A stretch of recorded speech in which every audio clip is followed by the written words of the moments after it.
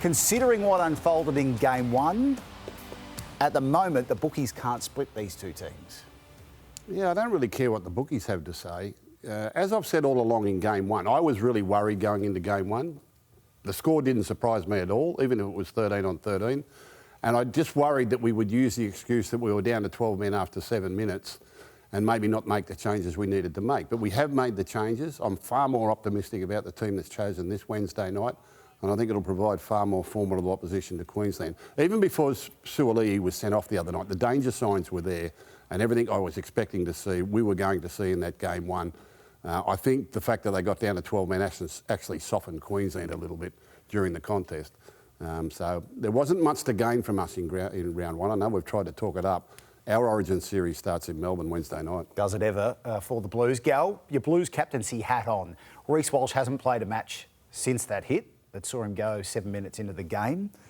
What are you doing about him this Wednesday night? Oh, look, he's going to be a target. You always target their leaders. You always target their better players. So when the opportunity arises, they'll go after him as they do with everyone. But, I mean, for people to suggest or think this tackle was intentionally try to take him out and hit him in the head with the way the game's refereed and rules these days, like, it's just ridiculous to think that. So, yeah, look, he'll be targeted, as all their leaders will be, but, look, I just think it's part and parcel of the game. Hopefully he doesn't have a good game and we have a better game. I sort of agree with Gus a little bit, but I think we can take a lot of confidence out of game one, the fact we were down to 12 men, and after that period where we finally probably moved Stephen Crichton to the right-hand side of the field, which I don't know why it worked because they still had the same deficiency on the other side of the field. They still were without a stand on the left-hand side of the field. But once they got into the match, probably 20 minutes into the second half, down to 12 men, at 20 points to 10, we were right on top. We were dominating the middle part of the field. And I think that's the key to this game. We've got to dominate the middle part of the field. 13-13. The big boys middle, Haas, Trbojevic, Murray up against Collins, Cotter and Carrigan. We've got to win that part of the field and we've got to get the team in good field position because we talk about Latrell Mitchell and the impact he may be able to have. He doesn't have the impact unless we're in good field position. He doesn't have the impact unless we can get him one-on-one. Latrell doesn't like coming out of trouble. We know that. He's not going to work his backside off in our end. But put him in good ball zones, get him one-on-one, and it'd be near impossible to stop. We can't just catch and pass in the ball and think he's going to do it on his own because if they two out him, look, they're too good defensively these days. He won't be able to handle that. But get him one-on-one, it'll be impossible to stop. Michael, I'm on the microphone for the coaches' press conference at Federation Square tomorrow. Yes. Captains and vice-captains there as well, but it's the coaches that's probably got everyone intrigued. Will there be genuine tension? We're going to have to crack a few gags to try and lighten the mood. Well, you make sure you're on Team 9, on Billy's team. Don't forget where you sit in the fight. But I don't think it's... I think there's going to be obviously a little bit of tension between them over the comments that were made, the Glasshouse's comment.